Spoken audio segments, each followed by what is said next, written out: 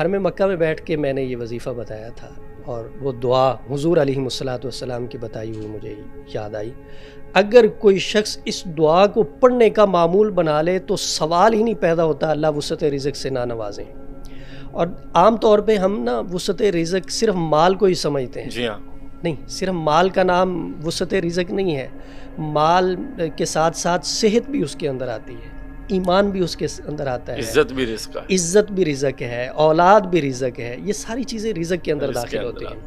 معمول بنا لیا جائے اللہم ارزقنی رزقا طیبا واسعا، اے اللہ مجھے رزق عطا فرما پاکیزہ اور وسیع. اللہم ارزقنی رزقا طیبا واسعا، یاد ہو گئی. ٹھیک ہے، یہ چیزیں ہوگی. اور اس کے ساتھ آگے کرنا ہے وجعلنی من الشاکرین، اور مجھے شکر کرنے والوں میں شامل فرما. سبحان اللہ. قرآن پاک میں اللہ تعالیٰ فرماتے ہیں لئن شکرتم لازیدنکم، کہ تم شکر کرو میں اللہ اضافہ کروں گا، میں زیادہ دوں گا. تو شکر گزاری جو ہے یہ بہت بڑا عمل ہے اور اللہ کو بڑا پسند ہے. انسان جس کیفیت میں بھی ہو اس کی زبان پہ اللہ کا شکر ہونا چاہیے. سبحان اللہ. پھر دیکھے اس کی زندگی کے اندر تبدیلیاں کیسے آتی ہیں اور وہ کیسے بلندیوں پہ پہنچتا ہے، کیسے عروج پہ اچھا، یہ انلمیٹڈ پڑھتے جائیں، کھلا پڑھتے نہیں، چلتے پھرتے بھی دعا کہ اس کا بھی کوئی تعداد اور اس کو 11 مرتبہ صبح پڑھیں، 11 مرتبہ شام میں پڑھیں.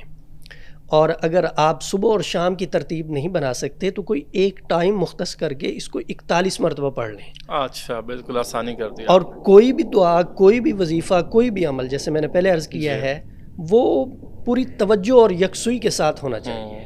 دیکھیں اللہ کے ساتھ ہم نے بات کرنی ہے نا، اللہ سے مانگنا ہے. راہ چلتے ہوئے بے توجہی کے ساتھ ہم کسی بندے سے کوئی بات کریں گے تو وہ ہماری بات کو اتنی ہی اہمیت دے گا جس انداز سے ہم نے کی ہے. بالکل ٹھیک ہے. اور ہم پوری توجہ کے ساتھ، پوری یکسوئی کے ساتھ اس کے سامنے اپنی بات رکھیں گے تو وہ ہماری بات کو اہمیت دے گا. بالکل، یہ دعا تو وہ احکم الحاکمین ہے، رب العالمین ہے. پوری توجہ کے ساتھ باوضو خوشبو لگا کے یکسوئی کے ساتھ اللہ کے سامنے اپنی التجا رکھیں.